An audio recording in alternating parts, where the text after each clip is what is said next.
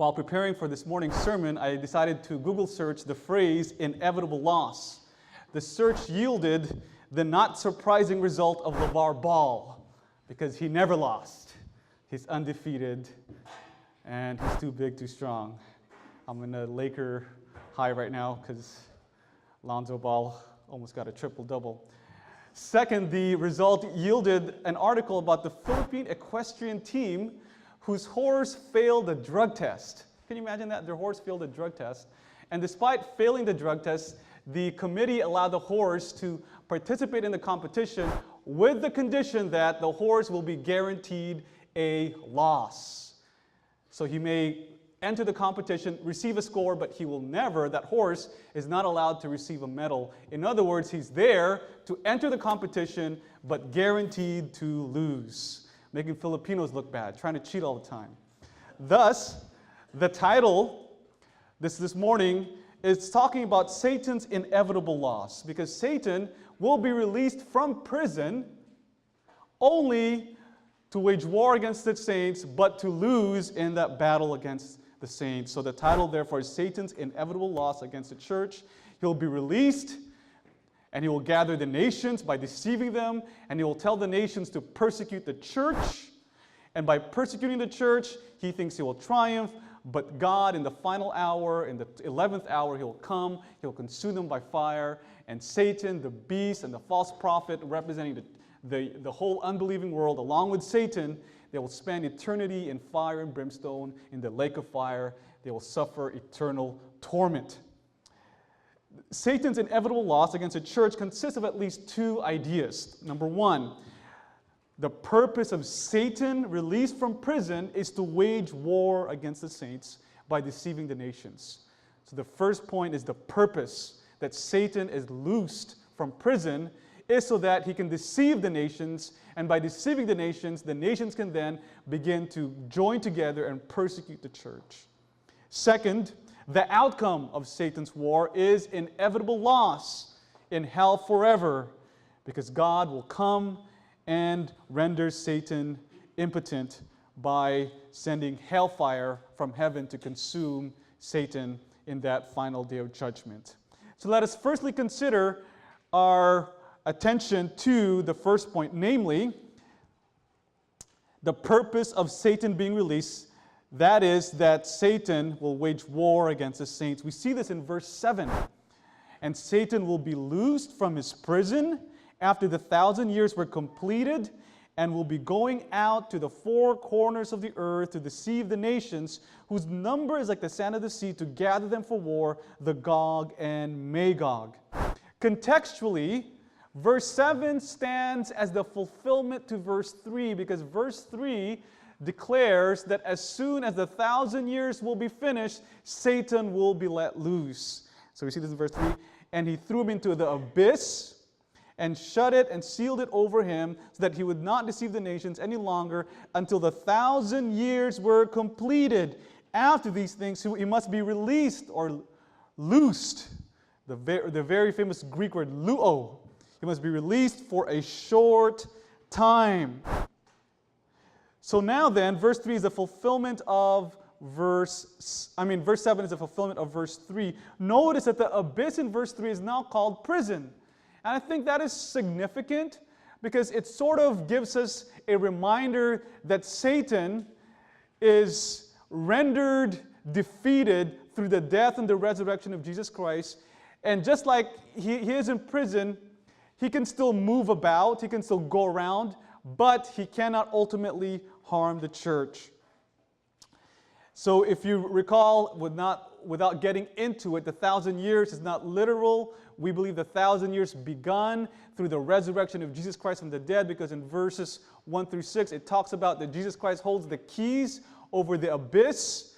And the use of that phrase, Jesus holding the keys, is in Revelation chapter 1, and that speaks of Jesus holding the key because he has died and he has risen. So the proper, I want to suggest to you, interpretation of the 1,000 years is figurative, that it begun at the resurrection of Jesus Christ, and that 1,000 years is to signify a long period of time, a long time, like thousands upon thousands. So it's not to be a mathematical calculation of 10,000 years, but it's symbolic, signifying a very long time.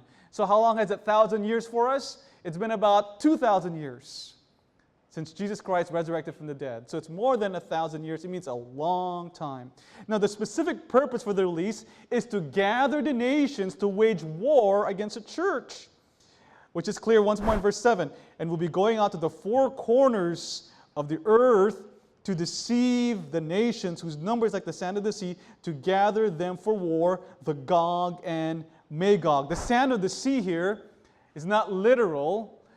It's figurative. It's signaling for us the notion of innumerability. You cannot count it. It's multitudes upon multitudes upon multitudes. It means all the nations, all the unbelieving world will gather together, join forces as one to persecute the church under satanic influence, because Satan has been let loose, and finally he can do his work of deceiving the nations. Which then suggests that Satan's harm against the church can only be spiritual. It is deception. I mean, his harm against the church is physical, but it's not spiritual. It's the other way around. I got confused there. Please forgive me. So his harm against the church is only physical, but God protects us from the deception of Satan. The gathering for war, which is the Gog and Magog, fulfills Ezekiel's prophecy in chapter 38. In verse 2, Son of man, set your face toward Gog of the land of Magog, the prince of Rosh, Meshech, and Tubal, and prophesy against him, and say, Thus says the Lord, Behold, I am against you, O Gog, prince of Rosh, Meshech, and Tubal. Gog and Magog here refers to the future enemy of Israel who will come from the remote parts of the earth, from the nations, and they will gather together to wage war against Israel. So Ezekiel here is foretelling the end of the world. There'll be a nation, Gog and Magog, who will come from the corners of the earth, from the rest of the world, to persecute Israel. Now, John's vision in chapter 20 makes clear that Ezekiel's prophecy of a future enemy of Israel, the Gog and Magog, will be fulfilled after Satan is released to wage a final war now against the church. So Revelation chapter 20 provides us two important information about Ezekiel's prophecy. Number one, this prophecy of Gog and Magog persecuting Israel will happen after Satan will be let loose. Number two, the persecution will no longer be against ethnic Israel, but against the true Israel of God, namely the church. So the fulfillment may be visually captured in the following way. The purpose of Satan's release is to wage war against the church. In Ezekiel, Gog and Magog, they're distinguished from the nations. And now in the book of Revelation, Gog and Magog are the nations under Satan. So it's not specifically referring to one nation. In Jewish literature, if you read some of the rabbinic literature in the early century, the first century, they think it's Ethiopia. There are others who think that Gog and Magog, be prepared, they think it refers to Russia. Because in Ezekiel chapter 38, verse 2, Meshech and Tubal is a prince of Gog, and in chapter 38, verse 3, the chief prince is identified as Rosh. So Rosh, Russia, and Meshech and Tubal sounds like Moscow and Tobolsk. So they say, oh, it's Russia. So some identify Russia, especially during the communist regime, right? It's convenient to say Russia is against the church. The communists, they're against Christianity. But that is not necessary to come to that conclusion, because the text clearly says that all the nations of the earth, the four corners of the world, it means every nation from everywhere will gather under satanic influence to wage war against the church. So we don't have to think it's Russia, but it means all the nations gather together to wage war. The waging of the war, if you recall, as we contend, has already begun through the death of Jesus Christ. That war, the Great Tribulation, begun when Jesus Christ was crucified on the cross. in chapter 11, verse 7, when they have finished their testimony, the beast that comes out of the abyss will make war with them and will overcome them and kill them. So Satan, just like Jesus, he may appear successful by killing Jesus on the cross, but ultimately what appears to be a success is utter failure, because in our obedience to Jesus Christ, as we have sung this morning, we will overcome by the blood of the Lamb, by our faithful witness, by our obedience, even by the shedding of our own blood, in the same way Jesus shed his blood, and by virtue of his cross, he has then emerged victorious. But here in chapter 20, the war will reach its final conclusion with full, utter force. It will wage war against Israel in the book of Ezekiel for the remote parts of the earth. Here in the book of Revelation, they will wage war, Gog and Magog. The whole nations will wage war against the church from the whole four corners of the earth. And in Ezekiel, it will be Israel who will be persecuted. But now, it's a true Israel of God, the church. We will be persecuted. So John then has no problem applying the future prophecy of persecution against Israel and applies it to the church, because the New Testament truth or presupposition is that the church is a true Israel of God by faith in Jesus Christ, because Jesus is a true seed of Abraham. Significantly then, it is no longer ethnic Israel who will be persecuted, but the church. Gog and Magog are not sent against Israel, but the church, which is clear also in verse 9. They went up from the broad plain of the earth, and they circled the army of the saints, the city of the beloved. The army of the saints here refers to the wilderness encampment episode when Israel was gathered in the wilderness.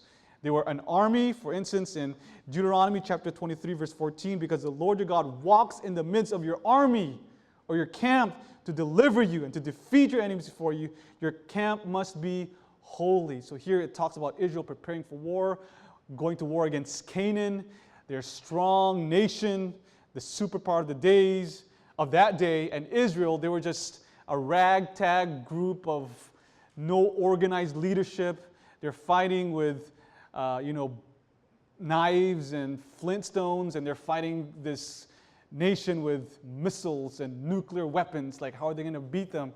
And the Lord reassures them, if I am in your camp, if God's presence is in your midst, He will deliver you. He will bring victory to you.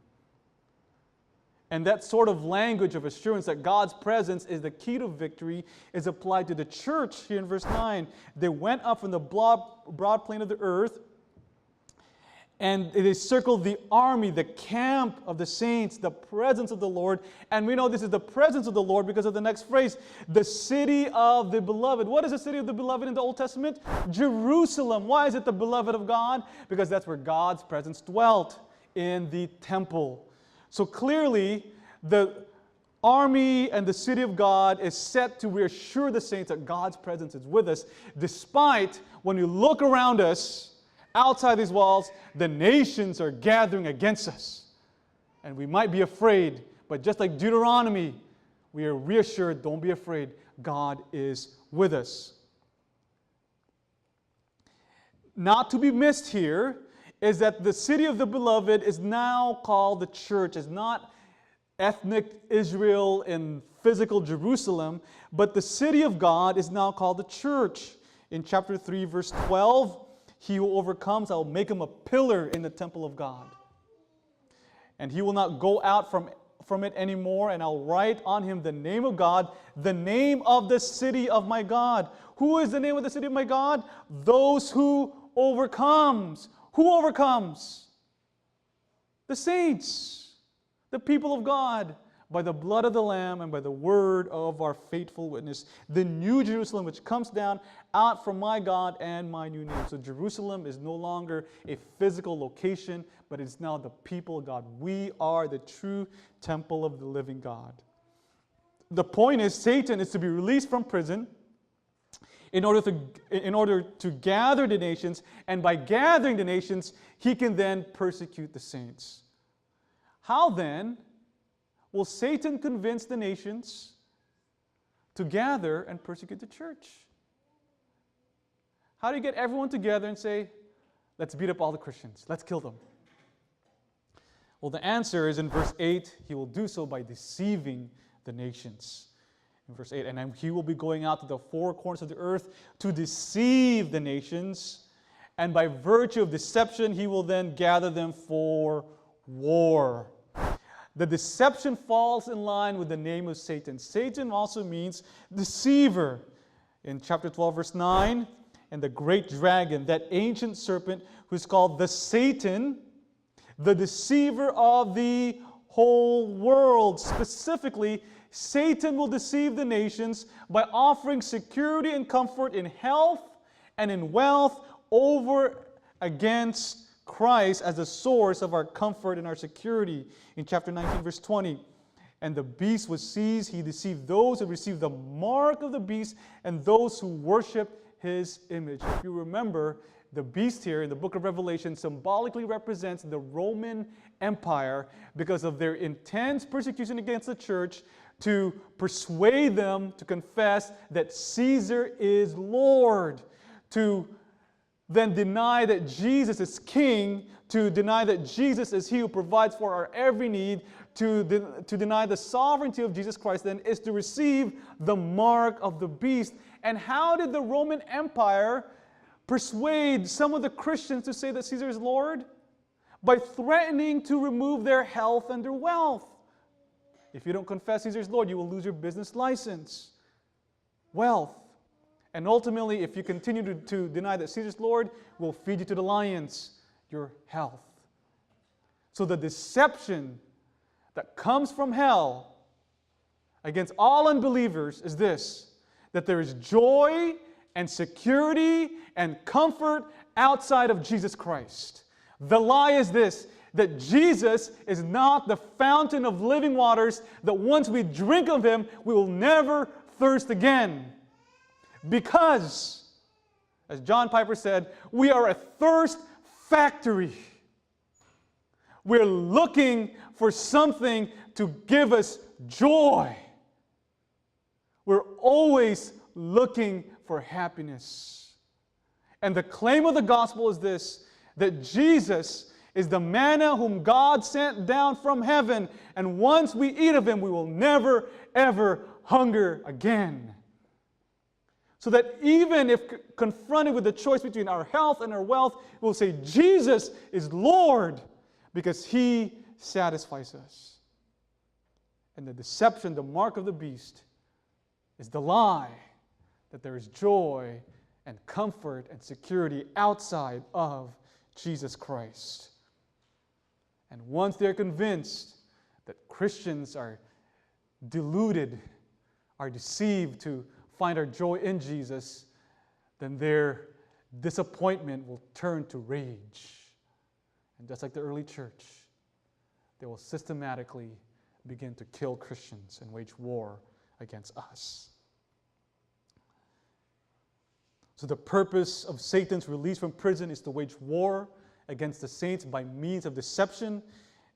And the result of this war for us is Satan loses badly.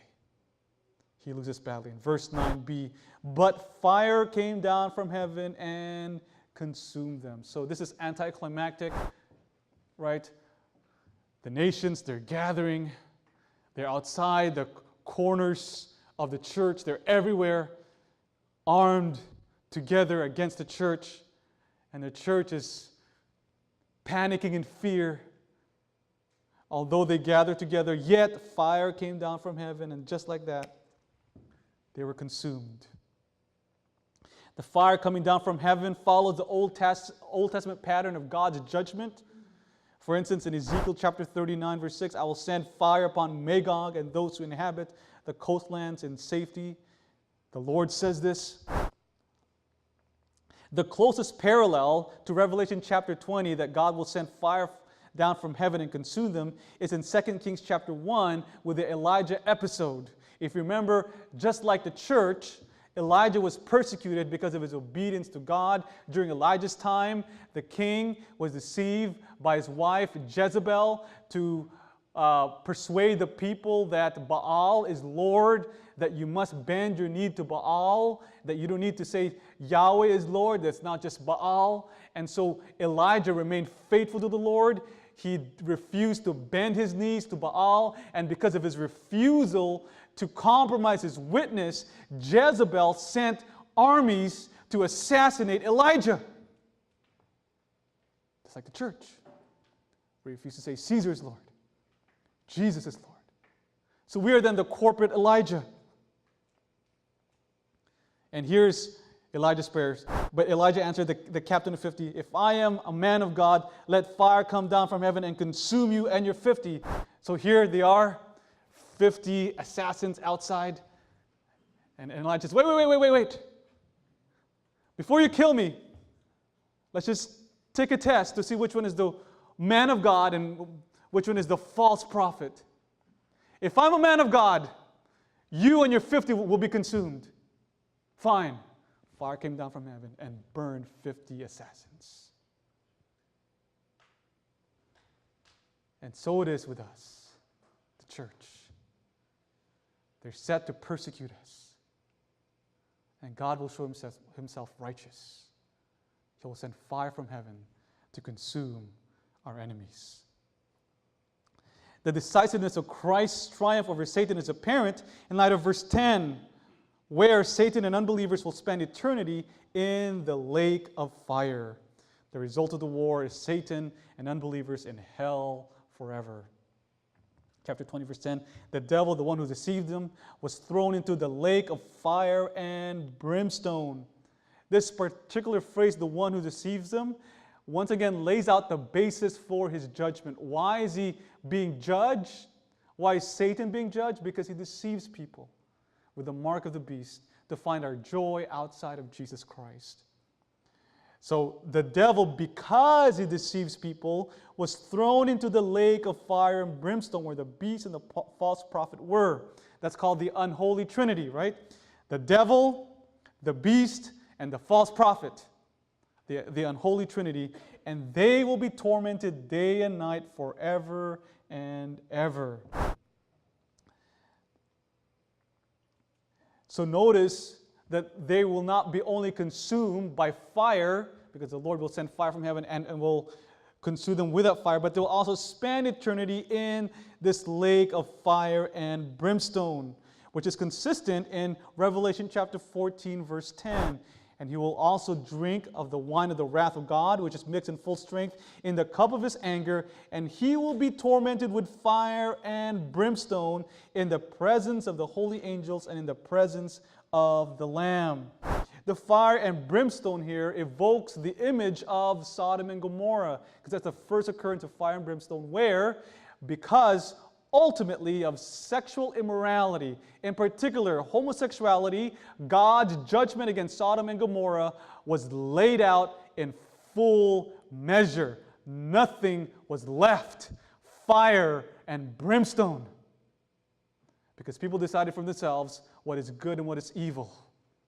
That we can determine for ourselves our own morality, our own sexual ethics. We don't need God. We determine for ourselves. And God's judgment was laid out in full measure so that Sodom and Gomorrah was utterly wiped out from the face of the earth. Fire and brimstone. And that particular force of utter destruction recurs once more in the final day of judgment, where the beast and Satan and the false prophet will be spending eternity in the lake of fire. I will contend here that unbelievers are included in this unholy trinity for at least two reasons. So it's not just Satan and his demons, but also unbelievers. First, the city of God refers to the people of God. So the city of God constitutes the people of God. Therefore, the beast and the prophet signify the unbelieving institutions, just like Rome. But it's not just the physical location of Rome, but the people that live in Rome under Satan. So it's not just Rome itself, which is the beast, but rather the people who comprise Rome. They too will suffer in a lake of fire. Second, in the same chapter, there it states in chapter 20, verse 15, that unbelievers will suffer in the lake of fire. So that just settles it. In verse 15, and if anyone's name was not found in the book of life, he was thrown into the lake of fire. That's clear. So some say it's just Satan here who's going to be thrown to the lake of fire and his demons, because these people, they're called the universalists. They don't think that it's just and loving of God to send people to hell for eternity. And they'll point to passages like this. See, it's just Satan. But read in verse 15. Those whose names are not written in the book of life. Lake of fire. Moreover, this eternal torment suggests a conscious suffering, especially a spiritual and a psychological suffering. That is because we have mentioned that their satisfaction can never be filled. In chapter 14, verse 11, and the smoke of their torment goes up forever and ever, and they have no rest day and night. Why? Because these worship the beast and its image, who receive the mark of its name. Why can they not rest day and night with this torment? Because they have this longing of satisfaction, and it will never be satisfied for all eternity. They have the mark of the beast, 666, incomplete, incomplete, incomplete. And their longing for joy will always woefully fall short, and they'll be psychologically and physically tormented because of this. And I want to also, at this point, suggest to you quite strongly that the notion of eternity here is to be taken literal. Once again, universalists say that it's eternal just means a long time. And then they will eventually just dissolve into nothing. Their soul will just dissolve after a while. Because they can't fathom how God can be loving and send people to hell forever? Forever? That's cruel and unusual punishment. On what basis do we say that their suffering is literally eternal? It is because the same word is used forever and ever, eternal. That same word is applied to God. It's applied to God. Unless we're willing to concede that God's reign will somehow end in the future, or God is not really eternal in His power, then we can say that the eternal suffering of unbelievers is also really not for all eternity. For instance, in chapter 1, verse 6, for He has made us to be a kingdom, priest to His God forever and ever. To Him be glory and the dominion forever and ever. So how long will God reign? Forever and ever. Does it really mean literally forever and ever, or will God's reign stop? No, it means forever and ever. Same words used to the suffering of unbelievers. Forever and ever.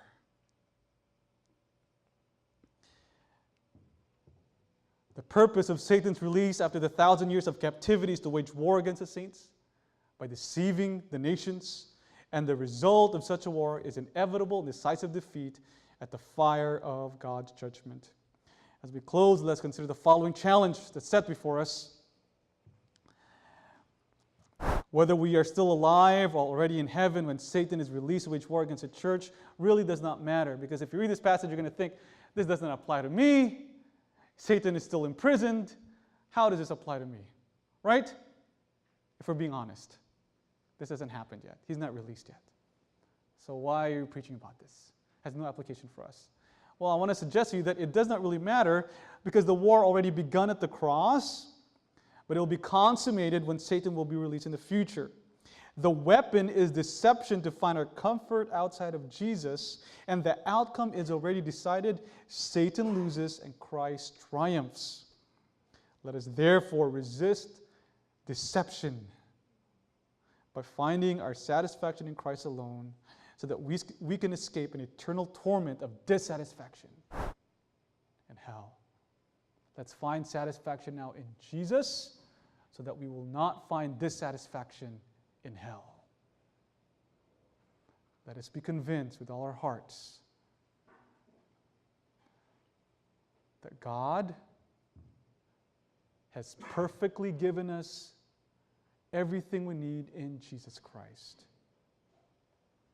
That Jesus is sufficient, He is perfect, He is good, He satisfies. Nothing, no one else competes with this claim. Not Caesar, not career, not jobs, not money, not wife, not husband, not children. Jesus stands alone in His supremacy, in His sufficiency, in His absolute power. The lie is this: someone else competes with Jesus. That's the lie. Do not be deceived.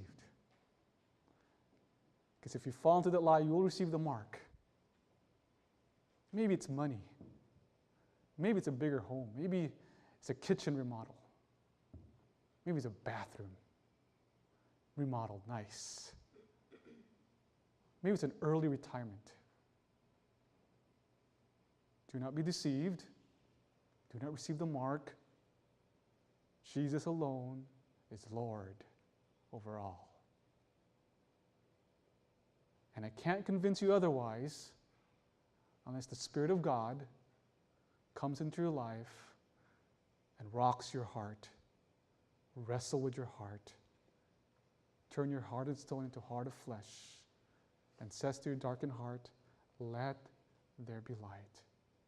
And you see Jesus crucified and exalted as sufficient and satisfying and good. And He is all you'll ever need. My heart and my flesh may fail, the psalmist declares, but you are the joy of my heart. This heart that fails, maybe of cardiac arrest. This body may fail because of cancer. But you are the joy of my heart, O Lord. Do not receive the mark. Find your joy in Jesus.